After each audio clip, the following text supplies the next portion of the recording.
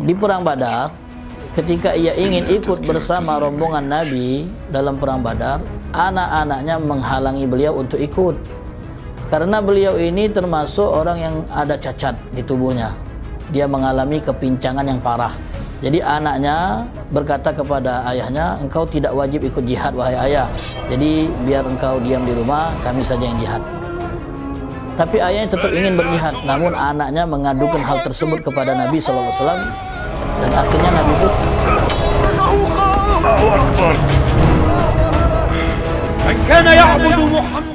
Bismillahirrahmanirrahim. Alhamdulillah wassalatu wassalam ala Rasulillah Muhammad ibn Abdillah wa ala alihi wa sahbihi wa man wala. Alhamdulillah, kembali kita dalam program Srikayo, sejarah singkat sahabat Rasulullah sallallahu alaihi wasallam, yang disponsori oleh Pempek Pamboyan cabang Asegab.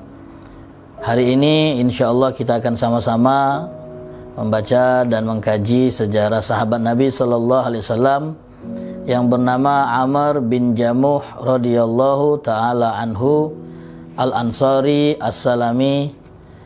Beliau radhiyallahu taala anhu termasuk salah satu senior suku Salamah yang tinggal di kota Madinah. Dan beliau termasuk penduduk Madinah yang agak terlambat masuk Islamnya. Bahkan beliau didahului oleh anak beliau yang bernama Mu'az bin Amr bin Jamuh yang terlebih dahulu masuk Islam sebelum beliau. Dan kaum-kaumnya pun sudah masuk Islam, tapi beliau belum memilih untuk masuk Islam. Dan beliau ini memiliki salah satu berhala yang beliau simpan di rumah, yang beliau sembah, yang beliau agungkan, dan beliau berdoa atas nama berhala tersebut. Berhala tersebut beliau beri nama Manaf. Dan suatu saat anak beliau yang bernama Mu'az dan juga rekannya yang sama-sama pemuda yang bernama Mu'az bin Jabal itu mempermainkan Amr bin Jamuh ini dengan mengambil dan mencuri berhala milik Amr bin Jamuh untuk kemudian dibuang. Jadi ketika Amr bin Jamuh tidur di malam hari, dua orang ini, Mu'az bin Amr bin Jamuh anaknya dan Mu'az bin Jabal, itu mencuri berhala milik Amr bin Jamuh, kemudian dibuang ke tempat pembuangan sampah dan kotoran dengan posisi kepala di bawah. Di pagi hari ketika Amr bin Jamuh ingin membuat persembahan, dia melihat berhalanya hilang. Dia pun mencari kemana-mana dan ia dapati berhalanya itu ada di tempat pembuangan. Dia dengan sangat marah, dia ambil berhalanya, dia cuci dengan bersih, dia beri wangian, kemudian dia pun bersumpah akan membalas orang yang telah mempermalukan berhalanya tersebut dan mencurinya. Tiba-tiba di malam berikutnya kembali hal tersebut terjadi. Berhala itu dicuri lagi oleh anaknya dan Mu'az bin Jabal, dibuang di tempat yang sama. Di pagi hari ia mencari, ternyata berhala itu sudah hilang dan ditemukan di tempat sampah. Tambah marah lagi dia. Dan itu terulang berkali-kali sampai pada akhirnya ia pun berkata kepada berhala tersebut, jika engkau memang Tuhan, ini ku bekali engkau pedang, ku gantung di atas lehermu, dan belalah dirimu dari orang-orang yang ingin mempermalukanmu. Kalau memang di dalam dirimu masih ada kebaikan, maka belalah dirimu sendiri. Aku tidak bisa berbuat apa-apa untuk dirimu. Ternyata di malam tersebut ketika ia tidur, berhala ini kembali dicuri oleh dua Mu'az ini. Kemudian yang lebih parah, diikat di leher berhala tersebut bangkai anjing. Kemudian dilempar di tempat yang sama. Di pagi hari ketika dicari, ditemukan di tempat yang sama dalam keadaan yang lebih mengenaskan. Ia pun bersumpah, sungguh engkau tidak layak untuk dijadikan sebagai Tuhan. Karena untuk membela dirimu sendiri engkau tidak mampu, apalagi membela orang yang menyembahmu dan mengagungkanmu. Datanglah orang-orang dari kaumnya yang sudah masuk Islam, kemudian menawarkan kepada Amr bin Jamuh untuk memeluk agama Islam, dan akhirnya ia pun mau menerima ajakan tersebut. Dan mulai saat itu ia pun resmi menjadi seorang muslim, muslim yang baik, muslim yang sejati. Di perang Badar, ketika ia ingin ikut bersama rombongan Nabi dalam perang Badar, anak-anaknya menghalangi beliau untuk ikut. Karena beliau ini termasuk orang yang ada cacat di tubuhnya. Dia mengalami kepincangan yang parah. Kakinya itu tidak normal. Beliau kalau berjalan itu agak sulit karena pincang. Jadi anaknya berkata kepada ayahnya, engkau tidak wajib ikut jihad wahai ayah. Jadi biar engkau diam di rumah, kami saja yang jihad.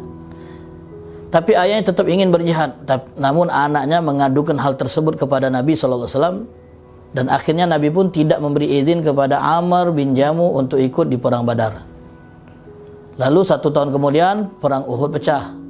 Ia pun tetap memaksa ingin ikut perang kali ini. Dia tidak akan membiarkan siapapun menghalanginya, termasuk anak-anaknya. Ia datang kepada Nabi mengutarakan keinginannya yang ingin ikut perang Uhud dan cita-citanya yang ingin mati syahid. Karena melihat keseriusan dan semangat dari Amr bin Jamuh yang tetap ingin ikut jihad, Nabi pun mengizinkan. Ia pun sangat senang karena apa yang ia harapkan pun ia dapatkan. Dia ikut perang Uhud dan sebelum perang dia berdoa, "Ya Allah, anugerahkanlah kepadaku asyahadah, kesyahidan. Ya Allah, jangan kembalikan aku kepada keluargaku." Jadi memang tujuan dia untuk jihad adalah supaya mati syahid. Itu yang menjadi dambaan hamba-hamba Allah yang beriman.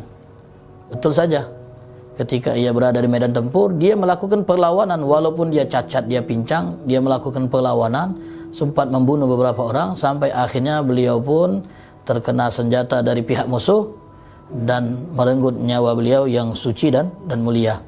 Beliau pun wafat di perang Uhud dan termasuk salah satu dari 70 korban yang syahid di medan Uhud. Dan beliau pun dimakamkan oleh Rasulullah SAW satu kubur, satu liang dengan kerabatnya yang bernama Abdullah bin Haram, yang tidak lain ayah Jabir bin Abdullah radhiyallahu taala anhum. Beliau dikuburkan dalam satu liang. Alasannya karena mereka dulu bersahabat baik di dunia, sangat akrab, sangat saling cinta satu sama lain.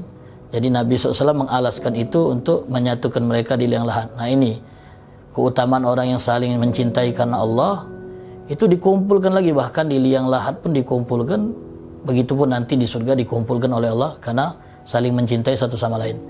Suatu saat terjadi banjir yang membuat jenazah-jenazah yang ada di pemakaman Uhud itu keluar dari tempatnya, sehingga muncul usulan untuk memindahkan jenazah yang ada di tempat tersebut ke tempat yang lain yang lebih aman.